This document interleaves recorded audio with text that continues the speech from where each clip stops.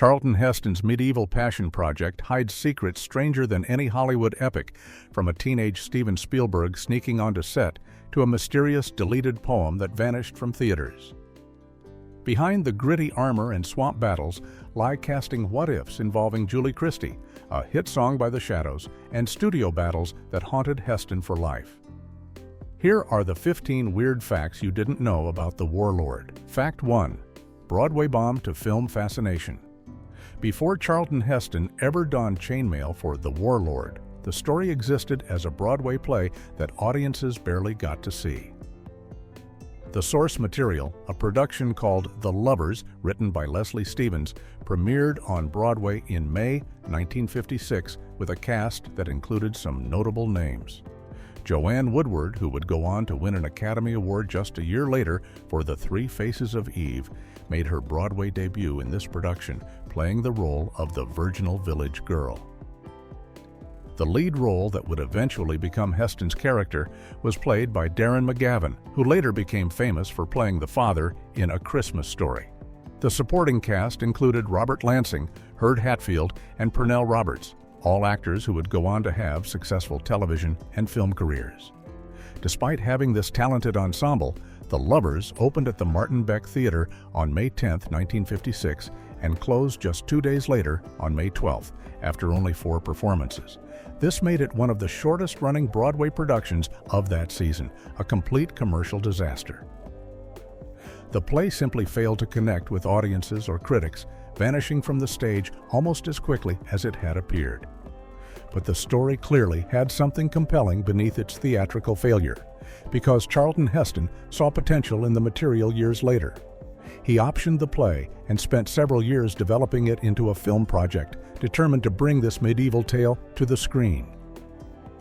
What Broadway rejected in less than a week, Heston believed could become a powerful and intimate drama about love, duty, and feudal life, proving that sometimes failed theatrical productions can find new life in a completely different medium. Fact 2. Julie Christie was rejected.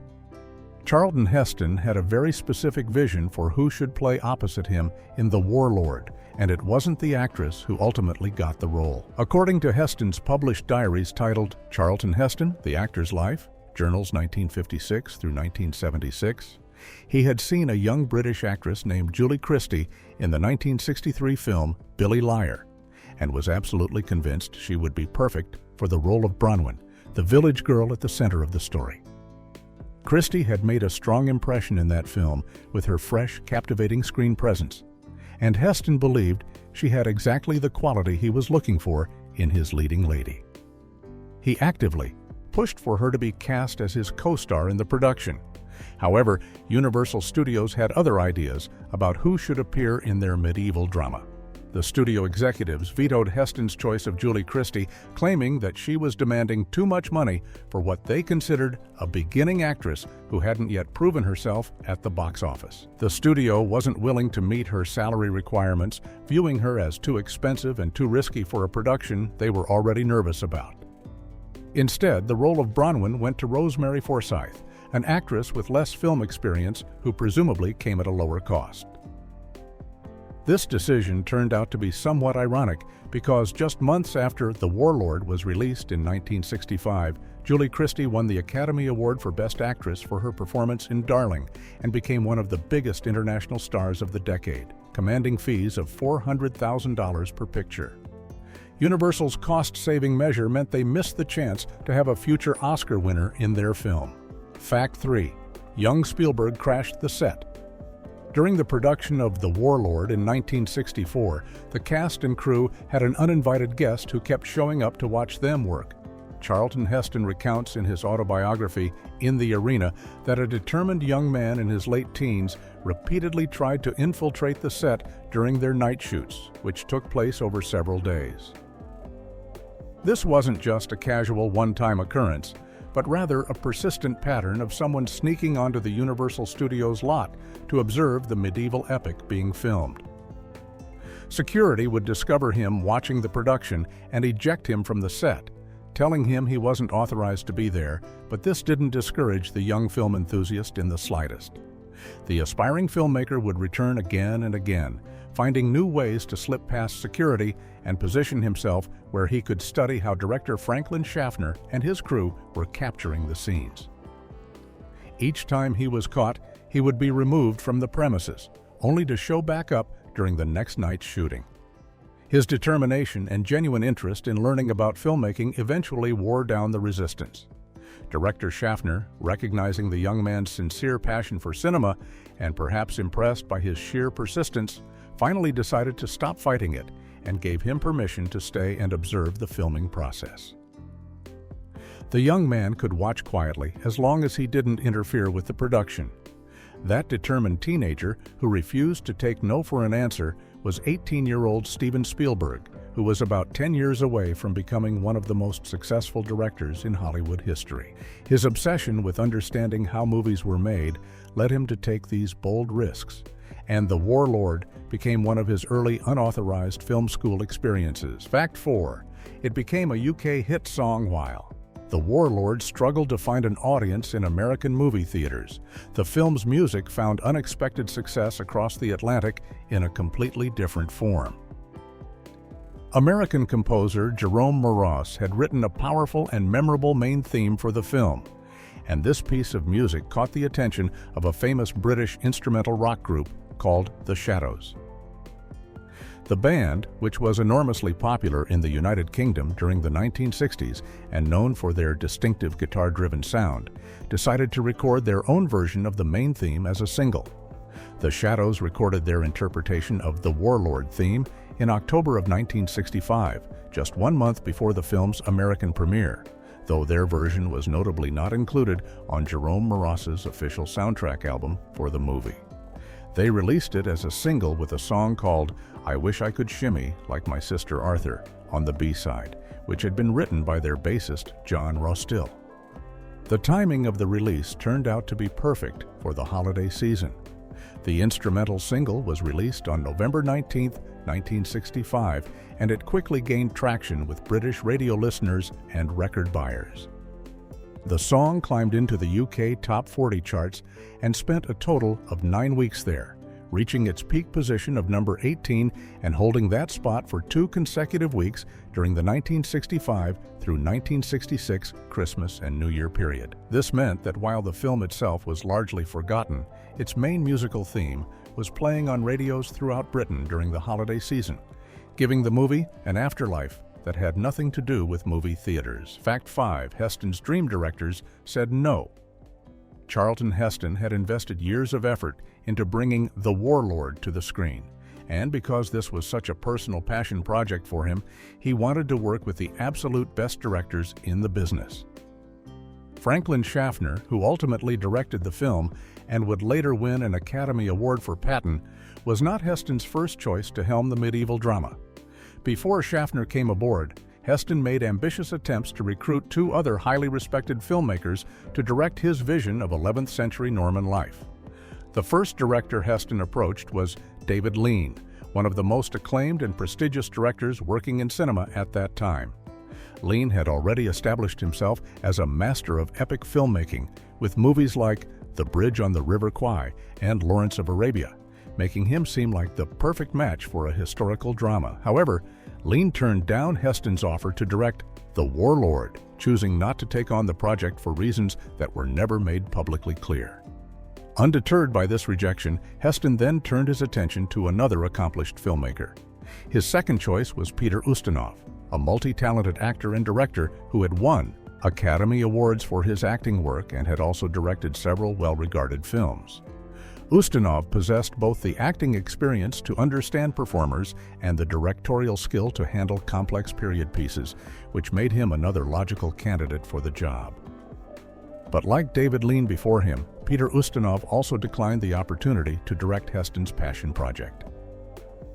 Only after these 2 rejections did Franklin Schaffner enter the picture and agree to direct the film, ultimately creating a professional relationship with Heston that would continue 3 years later with Planet of the Apes. Fact 6. The mysterious vanishing poem. One of the strangest mysteries surrounding The Warlord involves a scene that audiences saw in early theatrical screenings but then disappeared without explanation. The original theatrical release prints of the film included a specific moment at the very end, right before the credits began to roll, where Richard Boone's character recited a poem over the final procession scene. This poetic reading was meant to provide a reflective conclusion to the story, with Boone's distinctive gravelly voice delivering the verse as the characters moved through their final moments on screen. However, at some point after the initial release, someone made the decision to remove this scene from the film prints that were being distributed to theaters. The strange part is that they didn't cut the scene entirely or replace it with something different. Instead, they took the exact same visual footage of the procession and created a new version without Richard Boone's voice reciting the poem, leaving the scene completely silent except for the musical score. The visual content remained identical, but the audio track was stripped of the spoken poetry. This change has puzzled film historians and fans of the movie for decades because no one seems to know why it was done. There are no surviving records or interviews explaining the reasoning behind removing Boone's recitation. It wasn't a matter of the scene being too long or the poetry being controversial or inappropriate. The decision to eliminate the poem while keeping the visuals exactly the same suggests it was a deliberate creative choice rather than a technical problem, but the motivation remains a complete mystery. Today, the silent version is what most people see when they watch the film, and the original version with Boone's poem has become a lost piece of cinema history. Fact 7. Paul Frees was everyone. If you watch The Warlord carefully and have a good ear for voices, you might notice something odd about the sound of the film. The legendary voice actor Paul Frees, who was one of the most prolific dubbing artists in Hollywood history, took on an unusually large number of roles in this single production. Frees started with the most obvious job, serving as the narrator who provides the opening voiceover that sets up the story and explains the historical context of 11th century Normandy, but his work on the film didn't stop there. The production also hired Frees to dub over the dialogue of actor Michael Conrad, who played a character named Reinolti in the film. For whatever reason, the filmmakers decided that Conrad's natural voice didn't work for the role, so they brought in Frees to re-record all of Conrad's lines in post-production. On top of that, Frees also provided the voice for Volk, the diminutive falconer character who appears throughout the movie. This meant that audiences were hearing the same distinctive voice coming from multiple different characters on screen, which created a noticeable problem.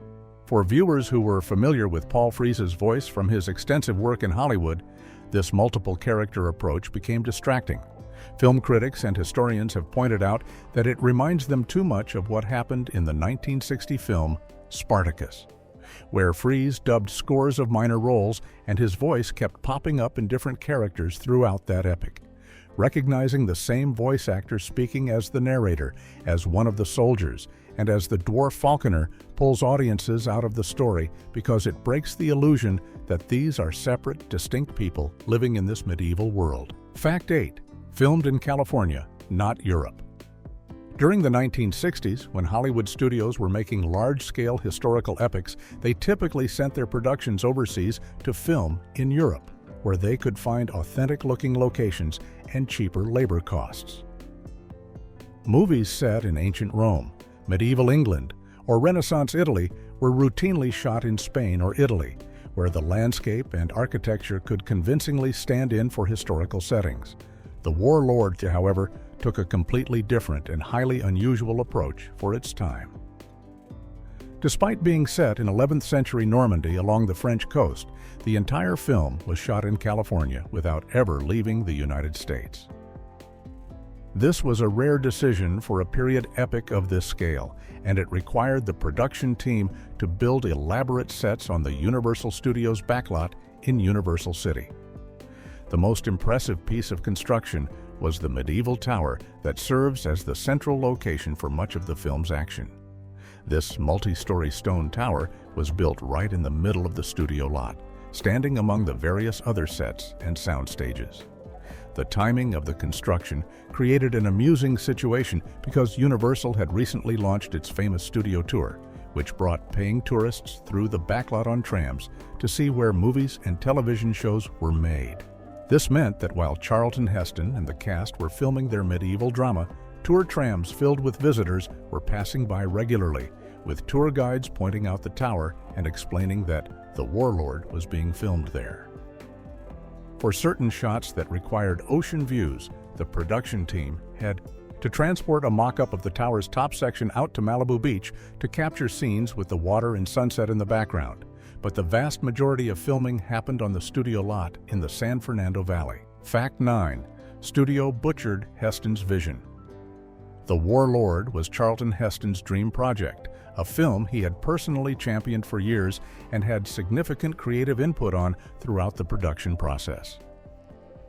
Heston's vision for the movie was to create an intimate, character-driven drama that explored the emotional and moral complexities of medieval life, focusing on the relationships between the characters rather than spectacle. The original cut of the film that director Franklin Schaffner assembled ran approximately 174 minutes long and emphasized the psychological drama and romantic elements of the story. However, Universal Studios had very different expectations for what they wanted the Warlord to be. The studio executives looked at Heston's previous successes in big historical epics like Ben-Hur and El Cid and expected another grand, action-filled spectacle that would draw massive audiences. When they saw the intimate drama that Heston and Schaffner had created, they decided to take control of the project and re-edit the entire film against the wishes of both the star and director. Universal cut out approximately 51 minutes of material, removing many of the quieter character moments and intimate scenes that Heston felt were essential to the story. At the same time, they extended and added more footage to the battle sequences, transforming the film into a 123-minute, action-oriented epic. The re-edited version that Universal released to theaters was exactly what Heston did not want, and to make matters worse, it failed at the box office. The experience was so painful and frustrating for Heston that he remained bitter about it for the rest of his life, frequently mentioning in interviews and in his writings how the studio had destroyed his vision for the film and turned his passion project into a commercial and artistic disappointment. Fact 10. Based on a historical myth. The entire plot of The Warlord revolves around a medieval custom called droit du seigneur, which is also known as jus primae noctis, or the right of the first night. In the film, this practice gives feudal lords the legal right to sleep with a bride on her wedding night before she consummates her marriage with her husband. Charlton Heston's character exercises this supposed right with a village girl, refuses to return her the next morning, and this decision sets off the chain of events that drives the entire story. The problem is that this practice, despite being widely believed to have existed in medieval Europe, is actually a complete fabrication. Historians have thoroughly researched medieval customs and legal documents, and they have found absolutely no evidence that droit du seigneur ever existed as an actual law or widespread custom anywhere in medieval Europe. The concept was essentially invented by French writers in the 16th century, hundreds of years after the medieval period had ended, and it became a popular myth that persisted for centuries. While individual nobles certainly abused their power and committed acts of sexual violence against peasants, there was never a legal right that allowed them to do so, and the specific ritual of claiming brides on their wedding night appears to be entirely fictional. Medieval historian Andrew E. Larson, who has written extensively about The Warlord, praises many aspects of the film's historical accuracy regarding physical objects, weapons, armor, and social relationships of the time period. However, he specifically points out that the film's use of droit du seigneur as its central plot device is historically false. The film does make a small attempt to acknowledge this issue by having characters debate whether the practice is legitimate, with the priest saying it would be sinful, but the damage is done by presenting it as a real custom that the protagonist can legally invoke. Fact 11. Stanley Baker.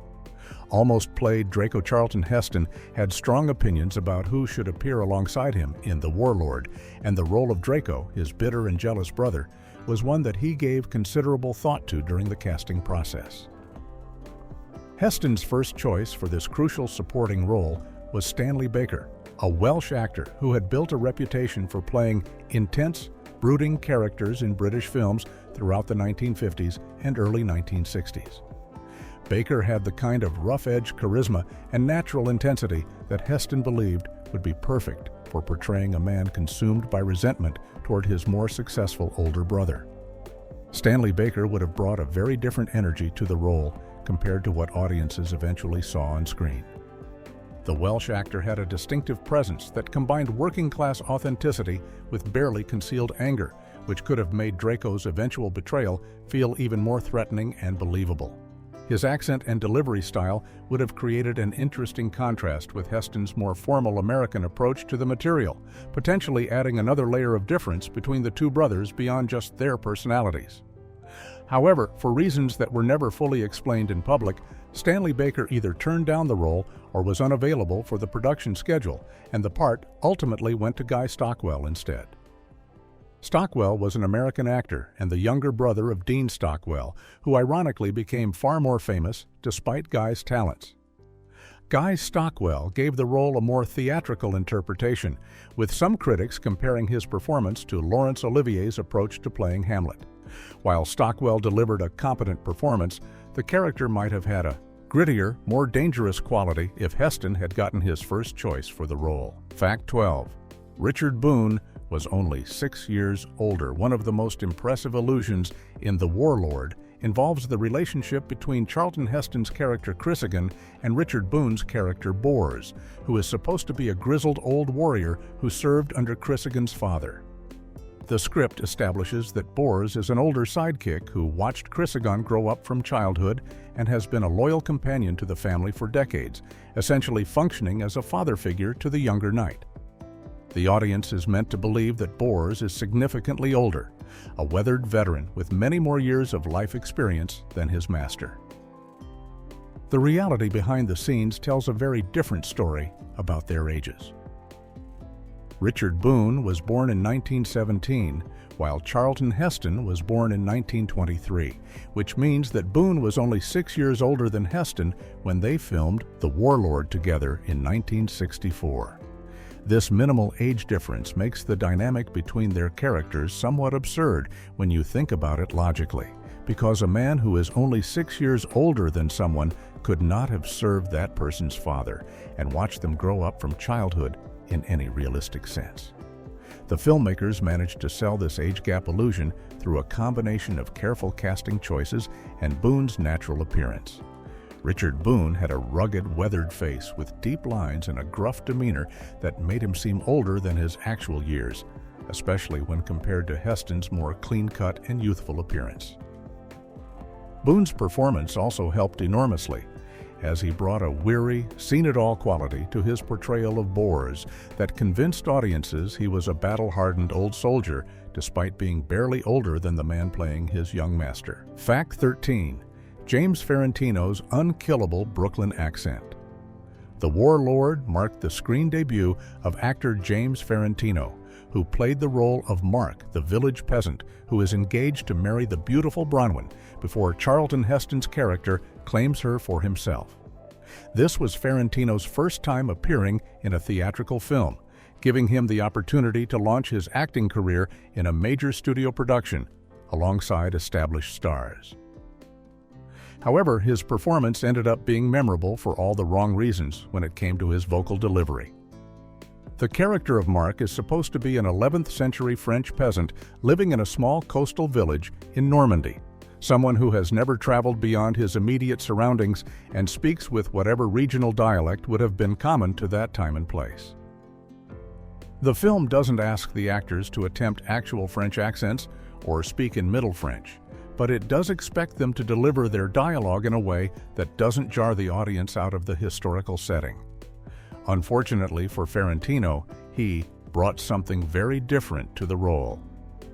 Film critics and reviewers who saw The Warlord upon its release were quick to point out a glaring problem with Ferrantino's performance. Despite playing a medieval French peasant, the young actor could not shake his natural thick Brooklyn accent, which came through loud and clear in every line he spoke. This meant that audiences were watching a supposedly authentic recreation of Norman village life while hearing one of the main characters sound like he just walked off the streets of New York City.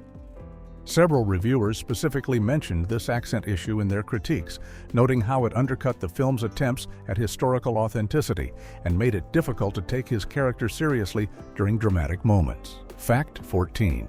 Heston copied Gary Cooper's final scene. One of the strangest creative decisions in The Warlord occurs during the film's final moments, when Charlton Heston's character, Christie, delivers his farewell dialogue near the end of the story. Film historians and careful viewers who are familiar with classic Hollywood cinema have noticed something peculiar about this scene that suggests either a deliberate homage or an unusual case of borrowed material. The dialogue that Heston speaks in this emotional conclusion is not original to The Warlord at all. Instead, Christie's farewell lines are taken word for word from a famous scene in the 1943 film For Whom the Bell Tolls, which starred Gary Cooper in the lead role. That earlier film was based on Ernest Hemingway's novel about the Spanish Civil War, and Cooper's farewell scene was one of the most memorable and moving moments in the entire picture. Someone involved in making The Warlord, whether it was Heston himself, director Franklin Schaffner, or one of the screenwriters, made the decision to lift this dialogue verbatim and insert it into their medieval drama. What makes this borrowing particularly strange is that no one involved with the production ever explained why they did it. There are no interviews or behind-the-scenes accounts that address this choice, no acknowledgement in the credits that the dialogue came from another source, and no clear thematic connection between a story about the Spanish Civil War and one about 11th century Norman knights that would justify the reference. Film critic and historian Glenn Erickson, who has written extensively about The Warlord, specifically points out this oddity in his analysis of the film, questioning why such a direct lift from another movie's script was deemed necessary or appropriate for the ending. Fact 15. Pre-movie lecture to audiences. When The Warlord first played in theaters during its initial release in 1965, audiences who attended certain early screenings experienced something that would be completely unheard of in modern cinema. Before the opening credits rolled and the actual movie began, viewers were treated to a special introductory segment that featured the film's two lead actors speaking directly to the camera and addressing the audience in the theater. Charlton Heston and Rosemary Forsyth appeared on screen in what amounted to an educational prologue, preparing moviegoers for what they were about to watch. During this introduction, Heston and Forsyth provided a brief summary and explanation of life during the Middle Ages, giving historical context about the time period in which the story takes place. More importantly, they specifically addressed the issue of violence in the film, acknowledging that the movie would contain depictions of medieval combat and brutality that some viewers might find disturbing. The actors explained that this violence was not gratuitous, but rather an accurate reflection of what life was actually like during the 11th century, and that showing this harsh reality was important for the film's credibility and historical authenticity. One viewer who saw this version as a child remembered years later that the pre-movie address seemed designed to justify the violent content to parents and prepare younger audience members for what they would see. By today's standards, the violence in The Warlord is quite mild compared to modern medieval films and television shows. But in 1965, it was apparently considered necessary to warn and educate the audience beforehand. This introduction has not been included on most home video releases of the film, making it a lost piece of the movie's history that few people today even know existed.